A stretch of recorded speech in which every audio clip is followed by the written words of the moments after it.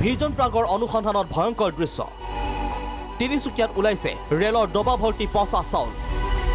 doping গ্ৰাউণ্ডত পেলাবলৈ নিয়াৰ সময়তে জব্দ পচা চাউল ভৰ্তি ট্ৰাক কেনেকৈ ডবা ভৰ্তি পচা চাউল আহিল তিনিচুকীয়ালৈ এই দৃশ্য তিনিচুকীয়াৰ ৰেলৱে ষ্টেচনৰ প্ৰায় এবছৰ ধৰি এই ৰেলৱে ষ্টেচনটোতে সন্দেহজনকভাৱে আছিল ৰেলৰ সামগ্ৰী কঢ়িওৱা 8টাকৈ ৰেলৰ ডবা কিন্তু আচৰিতজনকভাৱে ডবাকেইটাৰ কোনো ধৰণৰ তথ্য নাই ৰেল বিভাগৰ হাতত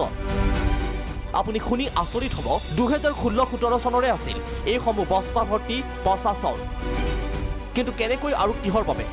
2022 চনলৈ কেনেকৈ পৰিডল বস্তাসমূহ ৰেলৰ ডবাত শুকুৰবাৰে নিশা AS01 BC 3561 নম্বৰৰ ট্ৰাকেৰে তিনিচুকীয়াৰ ড্ৰাম্পিং গ্ৰাউণ্ডত পেলাবলৈ নিয়াৰ সময়তে ওলাল এই ভয়ংকৰ ছবি ইতিমধ্যে তিনিচুকীয়া আৰক্ষীয়ে জব্দ কৰিছে ট্ৰাকখন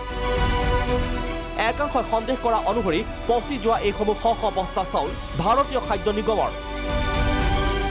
এতিয়া প্ৰশ্ন হয় বস্তাই বস্তাই উদ্ধাৰ হোৱা ডবা ভৰ্তি এইসমূহ চাউলৰ আঁৰত আছে নেকি বৃহৎ চাউল সিন্ডিকেটৰ হাত যদি আছে তেন্তে সিন্ডিকেটৰ লগত জড়িত নেকি ৰেল বিভাগৰ কোনো বিয়াগম বিষয়া ভিজন প্ৰাগৰ পৰৱৰ্তী অনুসন্ধানত পোহৰলৈ আহিব তিনিচুকীয়াৰ লগতে ৰাজ্যত চলি থকা কোটি টকীয়া চাউল সিন্ডিকেটৰ আঁৰৰ প্ৰকৃত তথ্য তিনিচুকীয়াৰ পৰা বিপ্লৱ চেতিয়াৰ ৰিপৰ্ট ভিজন প্ৰাগ